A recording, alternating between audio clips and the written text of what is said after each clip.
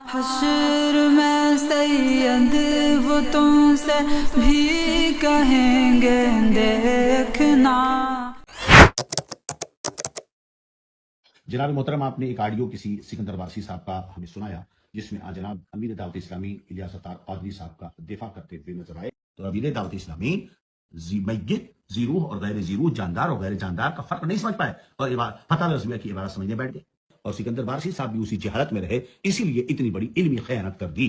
دوسری چیز، جناب سکندر وارسی نے آتائی شریعہ پر حملہ کرتے ہوئے پٹ کا مسئلہ اٹھا دیا۔ سکندر وارسی صاحب کوئی ہیں، وہ بیٹھ گئے مقابلے کے لیے، اور انہوں نے جو ہے سرکار تاج شریعہ کے تعلق سے جو ان کے دل میں بغض ہے اس کو بڑے میٹھے انداز میں ظاہر کیا ہے، اور سرکار تاج شریعہ رضی اللہ عنہ کو کی نظر فتح رضویہ شریف کی عبارت میں نہیں ہے۔ لا حول ولا قوت الا باللہ العلی العظیم۔ یہ اس دور کا بڑا عالمیہ ہے، لوگ اپنے ہوائے نفس سے مسائل بیان کرتے ہیں، غلط تحقیق کرتے ہیں، اور اس کے بعد اس کی نسبت فتح رضویہ شریف کی طرف کر دیتے ہیں۔ یہ بہت بڑی علمی خیانت ہے جس کی وجہ سے خود دھوکہ کھاتے ہیں، گمراہ ہوتے ہیں، اور دوسروں کو بھی گمراہ کرتے ہیں۔ اب یہ ظاہر سی بات ہے، فقہ کا میدان اتنا آسان نہیں کہ ہر اردو پڑھنے والا فقیہ بن جائے، اور فقہ کی باریکیاں اور کتب فقہ کو نہ سمجھنا اور فتح رضویہ شریف کو سمجھنا یہ اتنا آسان کام نہیں۔ بہت سارے لوگ تو اس کی عبارتیں نہ پڑھ سکیں۔ الحمدللہ رب العالمین، الصلاۃ والسلام علی سید الانبیاء والمرسلین، اما بعد، فاعوذ باللہ من الشیطان الرجیم، بسم اللہ الرحمن الرحیم۔ قال اللہ تبارک و تعالی وفوق کل ذی علم علیم، قال رسول اللہ صلی اللہ تعالی علیہ وآلہ وبارک وسلم، اللہم انی اعوذ بک من علم لا ینفع ومن قلب لا یخشع، من یرید اللہ بہ خیرا یفقہ فی الدین، صدق اللہ العظیم۔ آج سے کچھ دن پہلے سوشل میڈیا کے اوپر میری ایک ویڈیو میت کی تصویر کے تعلق سے آئی تھی، جس کے اندر میں نے یہ جملہ کہا تھا کہ اعلیٰ حضرت عظیم البرکت نے میت کی تصویر کو فتاوی رضویہ میں جائز کہا ہے، اور ساتھ ہی میں نے یہ بھی کہا تھا کہ تاج الشریعہ نے اس بات کا اگر انکار کیا ہے تو عین ممکن ہے کہ تاج الشریعہ علیہ رحمہ کی نگاہ سے وہ عبارات نہ گزری ہوں یا حضرت کی علم میں وہ بات نہ ہو۔ ساتھ ہی میں نے یہ جملہ بھی بولا تھا کہ کسی عالم دین کی لکھی ہوئی تمام کتابیں اسی خاندان کے عالم دین کو اے سے لے کر زیڈ تک ساری لائن با لائن یاد ہوں، حفظ ہوں، ایسا ضروری نہیں ہوتا۔ میری ان باتوں کو لے کر اور اس مسئلے کو لے کر اہل سنت کے اندر، بعض اہل علم کے اندر بھی یہ معاملہ رہا کہ انہوں نے اس کو غلط ٹھہرایا، مسئلے کو مسئلے کی بنا پر غلط ٹھہرایا، اور میرے ان جملوں کو جو میں نے تاج الشریعہ علیہ رحمہ کے تعلق سے کہے اس کو کہیں نہ کہیں حسد کا نام یا پھر بے ادبی کا نام، حملہ کرنے کا نام دیا۔ جب یہ ویڈیو کلپ بعض اہل علم پر گئی، ہمارے اہل سنت کے بڑے علماء اکرام پر، تو بعض کے تحریری الفاظ مجھ تک پہنچے کہ انہوں نے اس بارے میں کیا فرمایا ہے۔ وہ تحریری الفاظ کا مرکب جو ہے وہ یہ تھا کہ کسی نے یہ کہا کہ فلاں تو جاہل ہے، اس کو کیا پتہ، فلاں کے جاہل کے سمجھنے میں، حوالہ سمجھنے میں فتاوی رضویہ کے جو ہے وہ خطا ہوئی ہے، فلاں تو یوٹیوب کا مولوی ہے، فلاں کو زیادہ توجہ دینے کی ضرورت نہیں، یا ہم اس کو لائق توجہ نہیں سمجھتے۔ تو اس طریقے کے معاملات ہمارے علماء اہل سنت کے یعنی تاثرات میرے متعلق تھے کہ میں نے جو فتاوی رضویہ کا مسئلہ بیان کیا، اگرچہ اگر اس میں مجھ سے خطا ہے تو یہ ان کا جو ہے وہ میری اصلاح کا طریقہ تھا کہ فلاں جاہل کو کیا پتہ، فلاں تو یوٹیوب کا مولوی ہے۔ مجھے یوٹیوب کے مولوی سے سمجھ نہیں آیا کیا مراد ہے۔ اگر یوٹیوب پہ آنا ہی یوٹیوب کا مولوی کہلاتا ہے تو آڈیو بیان بھی یوٹیوب پہ بہت سارے علماء کے آتے ہیں، اور اگر پیسہ کمانا مراد ہے تو اس کے بارے میں پہلے تحقیق کرنی چاہیے کہ ہمارا چینل ایڈ فری ہے۔ اور اس میں بہت سارے نام تھے لیکن میں نام لینا نہیں چاہتا، لیکن ہو سکتا ہے ایڈمن نے یہ باتیں اپنے پاس سے لکھ دی ہوں، یا پھر یہ باتیں ریئل میں ایڈمن کو کال پہ یا واٹس ایپ پہ ان لوگوں نے یعنی ان علماء نے بولی ہوں۔ اور ٹھیک ہے، کسی کو قابل توجہ نہ سمجھنا، فلاں جاہل ہے، اس کو سمجھ نہیں آیا حوالہ، یا فلاں کی باتوں پہ دھیان دینے کی ضرورت نہیں ہے، یا وہ اسی طریقے سے غلط مسائل بتاتا ہے وغیرہ وغیرہ۔ ان میں ایک نام وہ بھی ہے کہ جنہوں نے اپنے غلط مسئلے سے توبہ رجوع ہماری توجہ دلانے کے بعد کیا ہے، لیکن وہ حضرات بھی کہتے ہیں کہ ہم قابل توجہ نہیں ہیں۔ بہرحال یہ مسئلہ بھی نہیں ہے۔ میں فتاوی رضویہ کے اس مسئلے پہ جو مجھے پڑھنے سمجھنے میں غلطی ہوئی ہے میں اس پہ بھی ابھی آؤں گا، لیکن اس سے پہلے کچھ باتیں اہل سنت کے اندر میں رکھنا چاہتا ہوں، کیونکہ اللہ تبارک و تعالیٰ نے مجھے زبان دی ہے، اور حق بولنے کا بھی مجھے اختیار ہے، اور اپنی بات رکھنے کا بھی مجھے اختیار ہے۔ سب سے پہلے تو یہ سمجھنا چاہیے کہ قرآن پاک میں اللہ تبارک و تعالیٰ نے کہا کہ ہر علم والے پر ایک علم والا ہے۔ نبی پاک صلی اللہ تعالیٰ علیہ وسلم نے فرمایا کہ اللہ تعالیٰ جس کے ساتھ بھلائی کا ارادہ کرتا ہے اس کو دین کا فقیہ بنا دیتا ہے، دین کی سمجھ عطا کرتا ہے۔ اس بات میں کوئی دو رائے نہیں ہے کہ چاہے میں ہوں یا دنیا کا کوئی بھی مفتی ہو یا کوئی عالم ہو یا کوئی طالب علم ہو، مسئلے کو پڑھنے سمجھنے میں سب سے غلطیوں کے امکان اور چانس ہے۔ لیکن مجھے دیکھ کر تعجب یہ ہوا کہ اگر مجھ سے کوئی مسئلہ پڑھنے یا سمجھنے میں غلطی ہو گئی تھی تو ہمارے بڑوں کا جو اصلاحی طریقہ تھا مجھے اس پر تھوڑی سی بڑی تعجب ہوا. یہی تو دکھ ہے ستمگر تیرے رویے نے دکھی نہیں کیا حیران کر دیا ہے مجھے. یعنی وہ کلام وہ الفاظ جو مجھے نہیں لگتا کہ اہل علم کے ہونے چاہیے. اخلاق کے درجے سے بہت نیچے کی باتیں، ابے تبے تو تڑاک والی اس طریقے کے الفاظ سے ملتے جلتے الفاظ جو ہے وہ بولے گئے. لیکن میں سمجھے یہ نہیں پا رہا کہ اگر اہل سنت میں کسی چھوٹے سے کوئی غلطی ہو جاتی ہے تو کیا ہمارے بڑوں کا یہی شفقت کا طریقہ ہے کہ بجائے اس کو بتانے سمجھانے کے اس کو اپنا دشمن سمجھ لینا اور لاٹھی ڈنڈے نکال لینا اور ان کے الفاظ ایسے تیروں کی طرح پیش کرنا کہ جیسے وہ اب کفر اور ایمان کا مسئلہ بن گیا، اس کا اسلام سے کوئی لینا دینا نہیں. میری اس بات سے بہت سارے لوگ اتفاق کریں گے کہ اگر چھوٹے سے غلطی ہوئی ہے تو وہ شفقت کا حقدار نہیں ہے. ایسا نہیں ہوتا. میں یہ 100% مانتا ہوں کہ مجھ سے لاکھوں چیزیں سمجھنے میں غلطی ہو سکتی ہے، لیکن اگر ہمارے بڑوں کو یہ چیز کی خبر مل گئی کہ فلاں کی سمجھنے میں غلطی ہوئی ہے تو وہ مجھ تک وہ بات اچھے لہجے اچھے انداز میں شفقت کے طور پہ بھی تو بتا سکتے ہیں.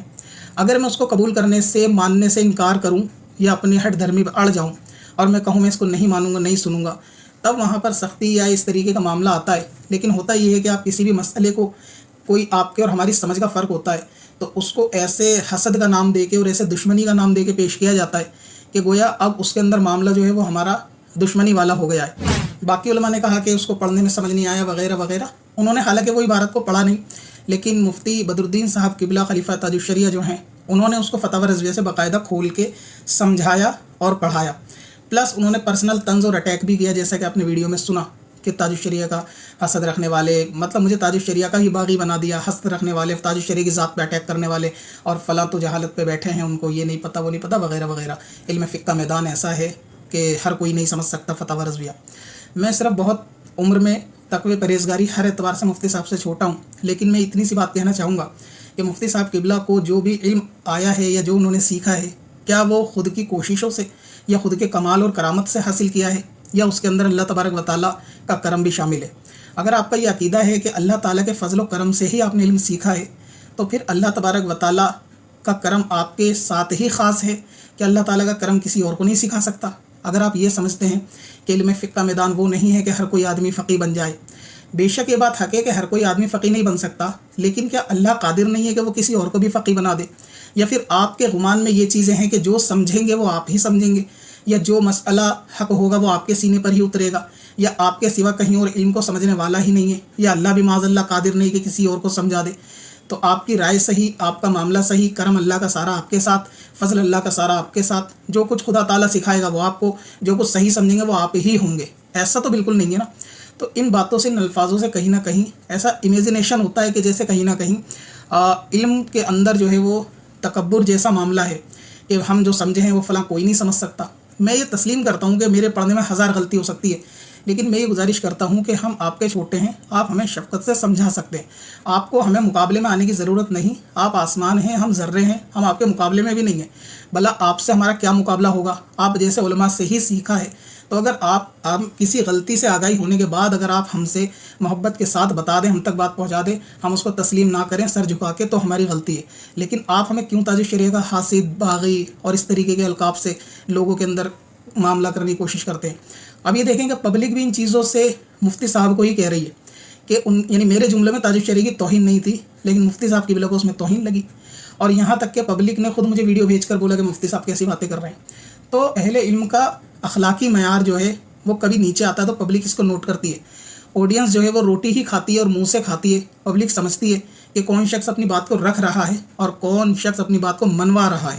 میں اس بات کو نہیں کہہ رہا کہ آپ کو مجھ سے کوئی اختلاف نہیں ہو سکتا یا علمی لیول میں ایک دوسرے کو کسی سے اختلاف نہیں ہو سکتا. میرا ہمیشہ سے فوکس یہ رہا ہے کہ آپ کو کسی سے لاکھ اختلاف صحیح، لیکن آپ کا اپنا نظریہ پیش کرنے کا ایک جو اخلاقی تقاضا ہے آپ اس کو پورا کریں. آپ اپنی بات رکھیں تو آپ ایک اچھے لہجے میں مثبت انداز میں رکھیں، پبلک فیصلہ کر لے گی. اہل علم کو ایسی زبان تو زیبا نہیں دیتی جس طریقے کے علماء نے میرے متعلق کہا، خاص مفتی صاحب نے نہیں، لیکن باقیوں کی جو تحریراً چیزیں مجھے معلوم چلی. اس بات میں کوئی شک شبہ ہی نہیں ہے کہ آپ ہر چیز کو مجھ سے بہتر جانتے سمجھتے ہیں. میری کوئی حیثیت اوقات آپ کے آگے نہیں ہے، لیکن ایسا اسلام کا اصول بھی نہیں ہے کہ چھوٹا ہمیشہ ہی غلطی پر ہوگا اور بڑے سے غلطی نہیں ہو سکتی، سمجھ میں اس سے مسٹیک نہیں ہو سکتی. لہٰذا اسی لیے میں مفتی صاحب قبلہ کے تعلق سے ویڈیو بنا رہا ہوں، کیونکہ حضرت نے یہ کرم نوازی کری کہ اس کو مجھے پڑھ کے بھی سمجھایا، بتایا بھی کہ مسئلہ ایسا نہیں ایسا تھا. اور جو چیز مجھے اچھی نہیں لگی وہ پرسنل اٹیک کرنا، کیونکہ قوم جانتی ہے کہ میں مسئلہ کے اعلیٰ حضرت والا ہوں یا نہیں ہوں، یا تاج الشریعہ کا باغی ہوں یا نہیں ہوں. ताज शरिया अलैहि रहमा का हमारा कोई मुकाबला नहीं है। हम बहुत खुश नसीब अपने आप को समझते हैं कि हमने उस दौर के अंदर हयात पाई है कि जिस दौर में ताज शरिया अलैहि रहमा की ज़ात मौजूद थी, और ये हमारे लिए फ़ख्र की बात है। और हमारे दिल में उनसे क्या अकीदत और मोहब्बत है, ज़ाहिर है ये दिल से दिखती तो नहीं है, लेकिन आपकी ये बदगुमानी कि हसद या फिर अटैक करना ताज शरिया की ज़ात पे, ये तो बिल्कुल ऐसा है कि जैसे आप अपने घर के बच्चों से नहीं गैरों से बात कर रहे हैं। और बाज़ लोगों ने वाकई ऐसा माहौल बना रखा है कि ताज शरिया अलैहि रहमा की ज़ात को कॉपीराइट करा के ट्रेडमार्क करा लिया कि आप उनके ताल्लुक़ से कोई बात करेंगे, अगर आप उनके मुरीद या चाहने वाले नहीं हैं तो आप सीधे गद्दार हैं, आप सीधे उनके बागी हैं। और उनके चाहने वाले, उनके मुरीद जो बोलेंगे बस वही हक है, वही असली मोहब्बत और वही असली मोहब्बत के तकाजे हैं। बाकी तो सब की बातों से कहीं ना कहीं तौहीन की या फिर गुस्ताखी की इनको बू आती है। मैं ऐसी बातें करना नहीं चाहता था, लेकिन मैं देखता हूँ कि अवामी सतह पर आवाम इस चीज़ को लेकर बहुत ज़्यादा बदज़न होती है। तो हमारे उलमा के अखलाकी मामला ऐसा होना नहीं चाहिए कि किसी भी मामले में अगर हमसे गलती है तो वो हमें बिना लान तान के भी समझा सकते हैं, हम उनको मानने के लिए तैयार हैं।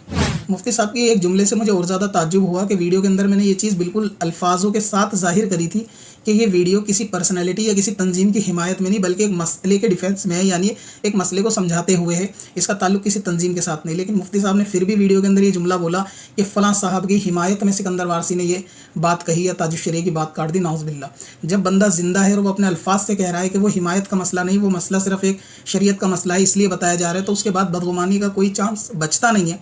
मुफ्ती साहब इतना इल्म तो रखते ही होंगे, लेकिन फिर भी ये कहना कि फ़लाँ की हिमायत में, मसला हिमायत में नहीं होता। अगर कोई मसला लोगों के अंदर ज़्यादा चल रहा होता है, एक दूसरे को शेयर कर रहे होते हैं, तो लोग वो मेरे पास भेज देते हैं।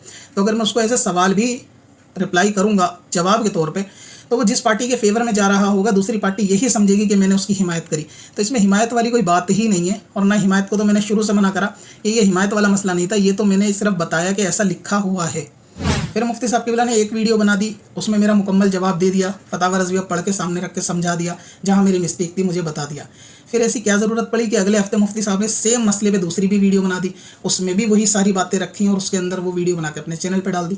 पब्लिक ये चीज़ भी कमेंट में पूछ रही थी कि आपने दूसरी वीडियो क्यों बनाई, एक वीडियो तो काफ़ी थी।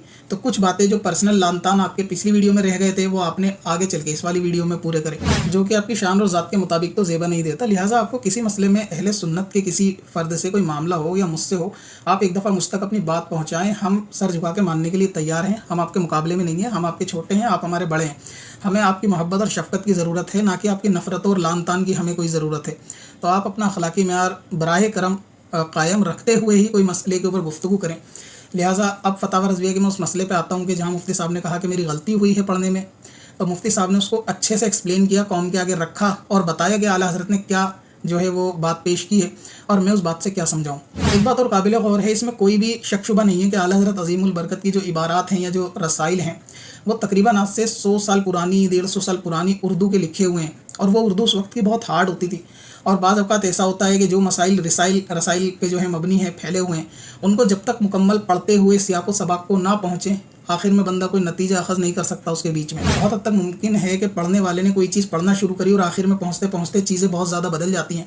और बाज़ अवक़ात ऐसा भी होता है कि चीज़ों को मिसालों के ज़रिए समझाया जाता है कि अगर कोई ऐसा समझ ले तो उसका हुक्म ये होगा, कि अगर आप इस चीज़ से ये दलील लाते हो तो इसका हुक्म ये होगा। तो ऐसी क़यासी सूरतें भी फतावा रज़विया के अंदर बहुत हैं। जैसा कि इमाम ग़ज़ाली के अहल उलूम के अंदर भी इसी तरीके के एक सवाल और उसका फिर खुद ही जवाब देना है।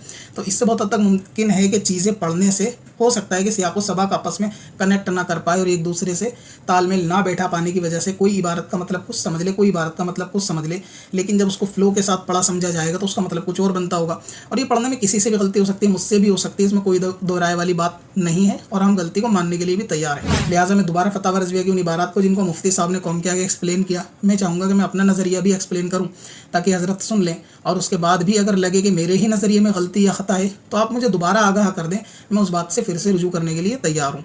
लेकिन क्योंकि पिछली वीडियो में आपने कहा कि मैं पढ़ के भी सुना देता तो वीडियो ज़्यादा बड़ी हो जाती, इसलिए माज़रत के मैं पढ़ के नहीं सुना पाया, ये मेरी गलती थी। सिर्फ मैंने मसला बता दिया था कि आला हज़रत ने मैयत की तस्वीर को जायज़ लिखा है, हालांकि मुझे पढ़ना चाहिए था। इस चीज़ के लिए मैं माफ़ी चाहता हूँ कि मैं पढ़ नहीं पाया, वजह उसकी ये थी कि वीडियो बड़ी हो जाती।